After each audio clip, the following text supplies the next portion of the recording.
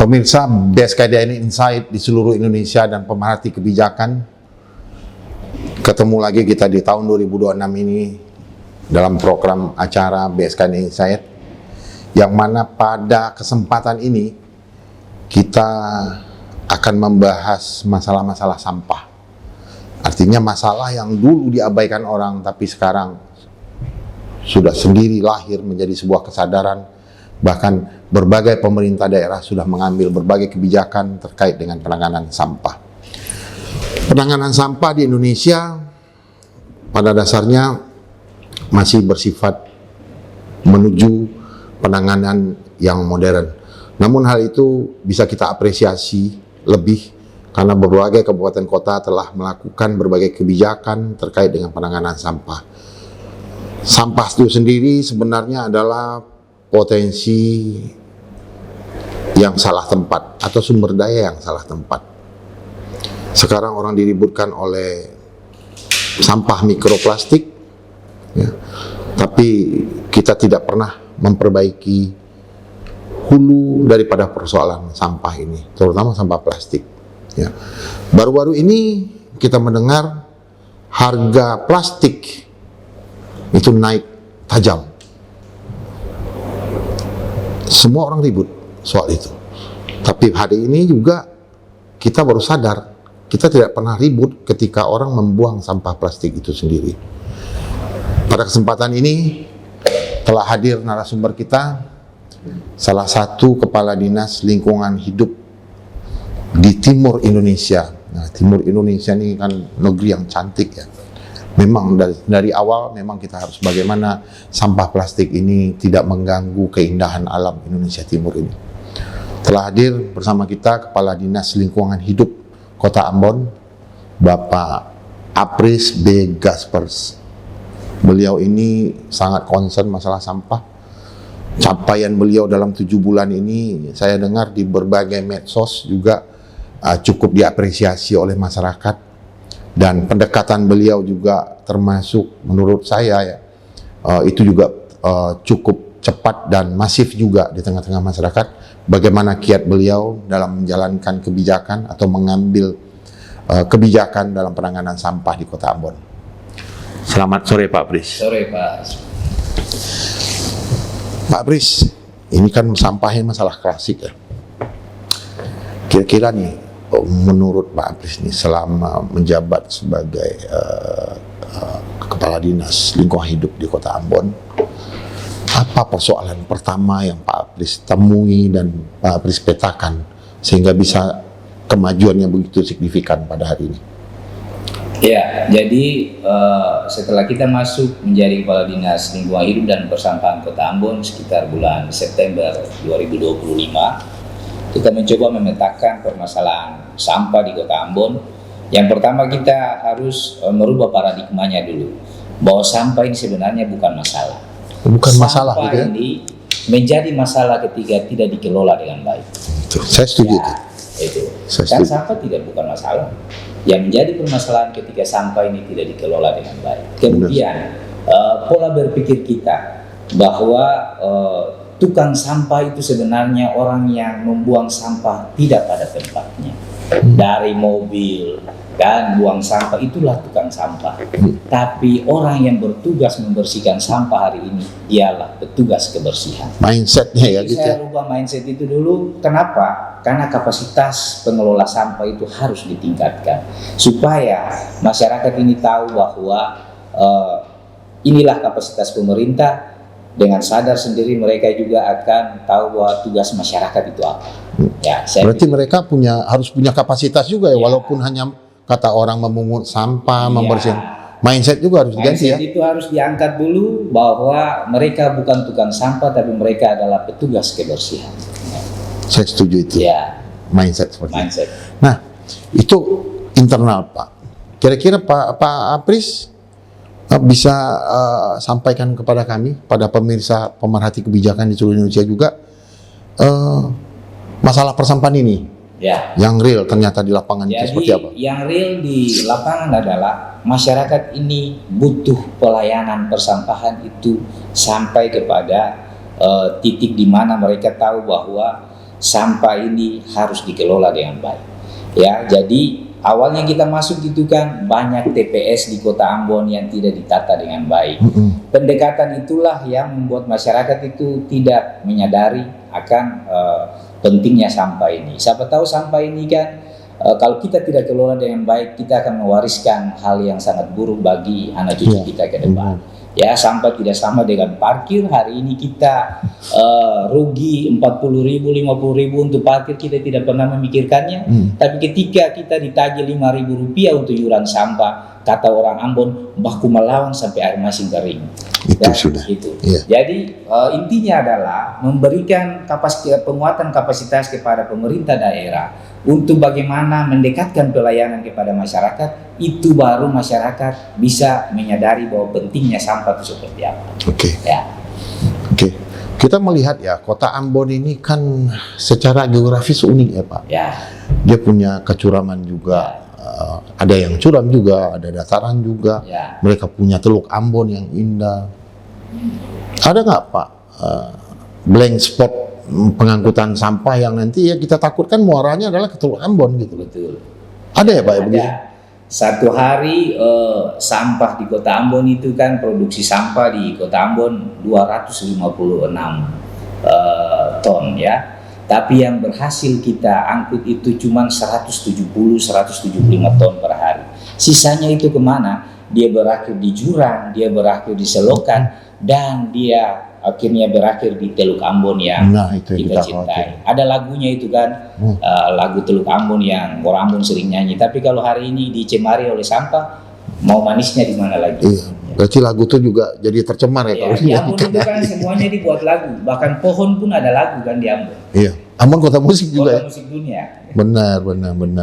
Nah, Pak, tipikal orang Ambon dengan kebijakan yang Bapak buat, menyentuh mindset, menyentuh sendi berpikir mereka. Bagaimana kira-kira tanggapan? Orang Ambon ini kan biasanya mereka bilang ini jam pancing. Jam pancing. Ya, artinya mereka suka baterek lah, kata istilah orang Ambon gitu kan. Ada titik-titik tertentu di Ambon dalam pengalaman saya dalam mengelola sampah ya. Ada titik tertentu yang jangan letakkan tempat sampah di situ, karena nanti siang pun orang akan buang. Karena mereka nanti malamnya baru mereka buang. Iya. Gitu kan. Tapi kalau kita tempatkan tempat sampah di situ, pagi siang pun mereka buang. Jadi istilahnya orang jangan pancing. Kalau pancing tempat sampah di situ, siang pun orang akan buang di situ. Jadi kita tidak taruh tempat sampah di situ, nanti tunggu malam baru mereka taruh sampah di situ, sesuai jam rutin kita akan angkat. Oke. Ya. Kira-kira gerakan apa saja yang sudah dibuat Pak dalam penanganan sampah? Ya, jadi hari ini kita bersyukur sekali karena kepala daerah kita Pak Wali Kota, Pak Budi Watimena, sangat intens dan sangat memperhatikan soal sampah. Beliau sangat perhatikan sekali soal sampah di Kota Ambon dan memberikan kita untuk bagaimana selesaikan sampah di Kota Ambon, karena sampah ini dia nyata sekali. Ketika terjadi penumpukan di mana-mana, masyarakat itu selalu naikkan di medsos, di ini segala macam, dan kita hari itu juga harus selesaikan soal sampah. Di Ambon ini kan seperti tadi disampaikan, kota yang unik, ada daerah curamnya, ada teluknya, kemudian ya langkah-langkah kita sebenarnya untuk mengamankan Teluk Ambon dari sampah ini, kita sudah pasang 3 mesh boom di sungai besar di Kota Ambon. Mesh boom. Ya, jaring sampah jaring sampah. Kan awalnya kan orang Ambon kaget juga, ini buat apa di sini? Buat ikan kah? Ya, buat ikan kah? Siapa tahu ini kita mau menjaring sampah. Ya, ketika itu dilakukan, dampaknya cukup signifikan. Ya, dalam sehari kita bisa mengangkat sampah dari situ 400 sampai 500. Dari sungai. Dari sungai. 400 sampai 500 kilo. Bahkan kalau misalnya selesai hujan itu bisa 2-3 ton kita angkat sampah dari tiap titik. Itulah mungkin yang blank spot tadi yang tidak terangkat ya. Jadi buang di selokan, buang di jurang. Muaranya Teluk Ambon pasti. Tapi itu kan sebenarnya bukan solusi. Karena orang juga akan berpikir bahwa yang tadi saya bilang orang Ambon suka baterai kan. Buang saja di sungai, nanti juga ada jaring di bawah yang tangkap. Itu lagi. Itu bukan solusi. Itu upaya tidak mendidik itu upaya kita untuk menyelamatkan Teluk Ambon tadi dari mikroplastik. Oh, berarti itulah alasannya Bapak sentuh ke perilaku sama mindset, Ya. mulai dari petugas, masyarakat Kota Ambon. Betul. Nah, gimana Bapak cara mengukurnya? Kalau misalnya Bapak sekarang merubah mindset nih, warga Kota Ambon dan melihat sampah itu seperti apa? Ya, jadi awal-awalnya di pertengahan 2025 itu kan ketika ada yang naikkan masalah sampah di Kota Ambon, itu selalu yang disalahkan adalah pemerintah daerah. Ya. Ya, tapi hari ini ketika orang memposting sesuatu tentang sampah di Kota Ambon, mereka saling menyalahkan sendiri. Sesama mereka Ya, sesama mereka. di Ya. media sosial. Pemerintah sudah siapkan fasilitas, pemerintah sudah melakukan pelayanan yang baik, tapi kalian sendiri yang tidak menjaga kebersihan.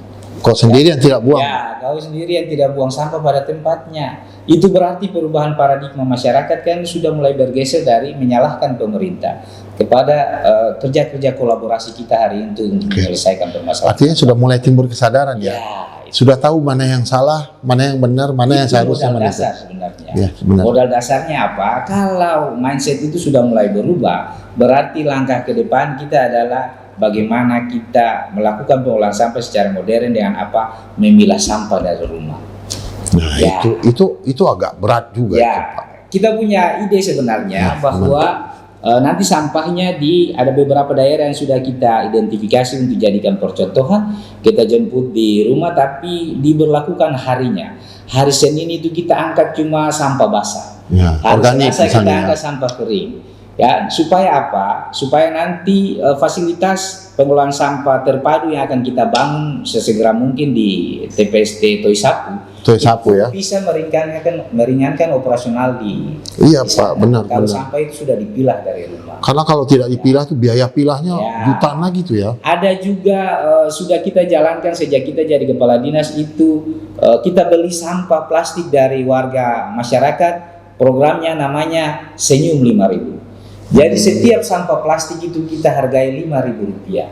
Dan kemarin baru saja minggu kemarin Itu per kilo Pak? per kilo 5.000. 5.000. Sehingga kita membangun mindset itu, satu ketika saya berharap ya, ketika ada kita pegang botol air minuman dalam kemasan itu Mineral. ada yang rebut dari tangan saya, jangan dibuang, saya mau ambil karena saya akan jual Rp5.000. Itu lagi. Berharganya sampai ya. Berharga sampah. Itu kalau saya bilang dalam teorinya mungkin ekonomi sirkular ya. Ya. Artinya ada sirkulasi ya. Betul. Residu daripada kehidupan ekonomi ini bisa dimanfaatkan secara ekonomis kembali ya, dan memiliki nilai ekonomis. Baru saja kemarin kita melakukan penimbangan sampah di kerjasama dengan Gereja Protestan Maluku. Ini yang Kelas kerjasama Ambon. beli nih, beli. Ya, kerjasama beli.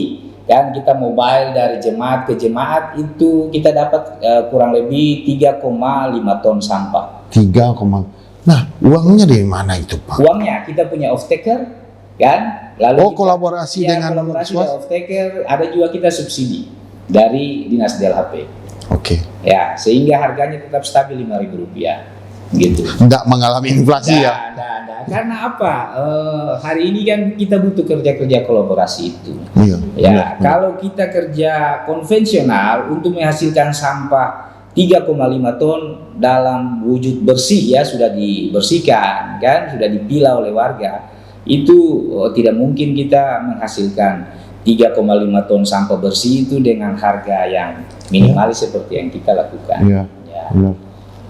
Ya, kita banyak ya mendengar ya Pak, kebijakan-kebijakan daerah penanganan sampah ini kan unik ya. Ya. Berdasarkan budaya masyarakat, karakter, kadang geografis ya.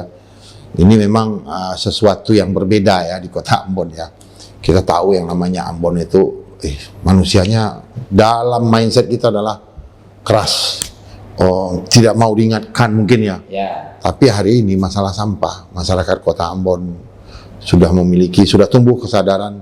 Mulai tadi ya Pak ya, Ya. mulai saling menyalahkan. Ya. Pemerintah sudah siapkan, kenapa kamu buang di situ? Sampah di situ. Ya. Oke. Nah, ini akan menarik dalam progres 7 bulan sudah bisa melihat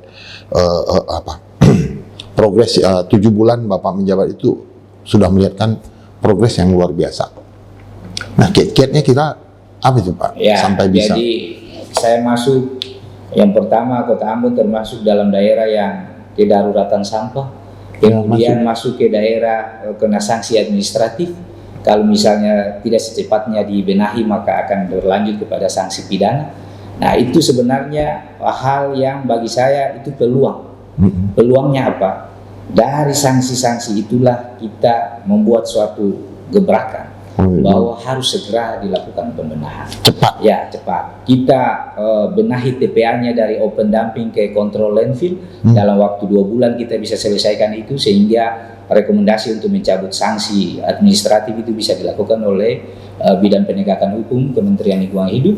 Kemudian kita tambah armada kebijakan Pak Wali Kota. Pak Wali Kota luar biasa karena tidak memilih untuk tidak membeli mobil dinas baru, tapi uangnya diorientasikan untuk pembelian mobil sampah. Ya, ini kita suatu berhasil gerakan menambah 10 armada. Ya, di dalamnya itu ada 8 dump truck, 1 buah kompaktor. Jadi kompaktor itu kan di Ambon juga kan ketika kita operasional kan masyarakat juga heran, wah kita kayak di barat-barat ya kan. Gitu ya, benar-benar. Kita semata-mata mau menunjukkan kapasitas yang baik dalam pengolahan sampah. Pemerintah serius untuk menangani sampah. Nah sekarang kalau soal armada Pak, ya, mencukupi? Kita masih butuh lagi sekitar 20 armada. Kita sedang dalam perencanaan untuk menambah 10 armada dalam bentuk mini dump truck. Supaya apa yang tadi, daerah geografis di pegunungan yang jalan ya, yang terjal, ganggang, kan, lorong-lorong, supaya warga itu bilang, oh iya mobilnya udah sampai ke daerah kita, mari kita bayar retribusi sampah. Karena mereka udah dapat pelayanan. Ya, kalau enggak dibakar atau dibuang ke jurang. Ya. Nah Pak Kadis, ada lagi masalah kebijakan efisiensi dengan penambahan mesin ya, artinya mobil ya, operasional. Ya, betul. Nah ini masalah lagi nih. Gimana Pak Kadis ngatur itu? Itu yang jadi permasalahan kita 2 minggu terakhir ini ya. Dexlite dari harga normal 14.500 dia naik ke 24.500. Nah itu kan harus pakai Dexlite. 2 hari yang lalu naik lagi jadi 26.500. Dan hal-hal yang perlu kita lakukan hari ini adalah terus melakukan efektivitas pengangkutan. Ya kita rekayasa mana yang bisa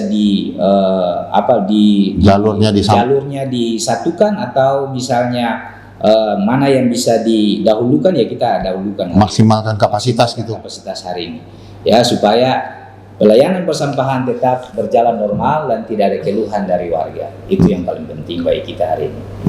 Memang ya, kalau didukung lagi dengan warga yang sadar memilah sampah dari rumah, membuang pada tempatnya, mungkin kerja petugas kebersihan tidak terlalu berat, mereka bisa fokus ke yang lain.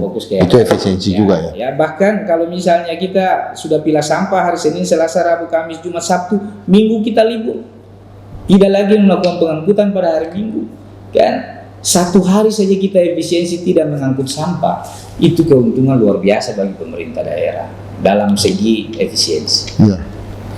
Pemirsa, pemerhati kebijakan ini menarik ya. Ketika orang Ambon punya kesadaran ya memilah sampah. Nah ini lagi dalam proses. Tapi setidaknya kesadaran itu sudah mulai tumbuh dalam waktu 7 bulan ini. Ya. Ketika kita bisa mampu memetakan masalah, melakukan pendekatan baru, ya, baik itu secara internal maupun kepada masyarakat, ini akan lebih ini ya, kebijakan itu akan lebih mendarat di tengah-tengah masyarakat dan lebih bisa diterima. Nah, kira-kira Pak Kadis nih, kita lanjut di diskusi. Kayaknya bicara sampah ini nggak pernah habis, ya? Sama seperti sampahnya gitu. Nah, masalah program atau visi jangka panjang nih Pak, terkait dengan persampahan di Kota Ambon. Kira-kira Bapak punya konsep seperti apa? Ya, Kota Ambon memiliki TPA. Kalau misalnya dari sekarang kita tidak ekstrim soal pengolahan sampah ini, satu saat 20-30 tahun yang akan datang, orang Ambon akan tidur di atas sampah. Ya, hal-hal yang akan kita lakukan ke depan adalah membangun fasilitas pengolahan sampah terpadu, sehingga residu dari hasil pengolahan itu saja yang dibuang ke TPA. Kemudian soal sampah plastik, kantong plastik ini kita akan berupaya untuk membuat regulasi di mana kantong plastik ini yang dipakai dari Ambon untuk Ambon. Jadi tidak ada lagi kantong plastik yang masuk dari luar, tetapi kita punya pabrik plastik di Ambon yang siap untuk mendukung itu. Jadi seluruh gerai, seluruh perilaku ekonomi itu akan didukung oleh kantong plastik yang hanya dari Ambon. Jadi sampah plastik orang Ambon diolah lagi oleh pabrik plastik di kota Ambon, dipakai lagi sama orang Ambon. Berarti tidak menerima barang impor. Tidak menerima lagi barang plastik dari luar, kantong plastik khususnya. Ya, kalau misalnya kita bisa melakukan itu, ini kan produk-produk yang masuk itu yang nanti akhirnya menjadi sampah, masuk ke kota Ambon yang kecil ini, bagaikan air yang masuk melalui keran. Ya. Tapi sampai di Ambon kita kelolanya itu cuma pakai sendok.